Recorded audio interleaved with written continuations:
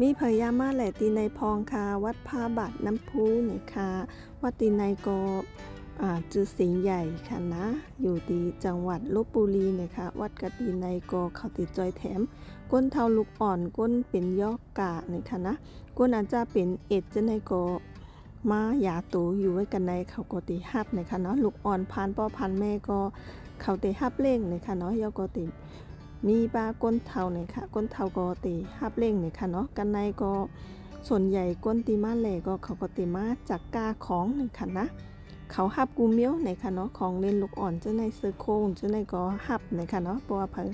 ตีใครจักก้าในก็มาจักก้าไรค่ะเมื่อในเฮามามันยากเจ้าเสียกามดีค่ะเพราะว่าเจ้าเสียก็อับบ่ใกล้อยู่ตีจ้องเนี่ยค่ะเนาะเขาก็ใกล้กว่าตุ้งซ้อมตีหนึ่งเลยตีหนึ่งอับบ่ใกล้อยู่วัดเนี่ยค่ะเนาะเมื่อในได้กามดีค่ะมาก็มายากเจ้าเสียเนี่ยค่ะ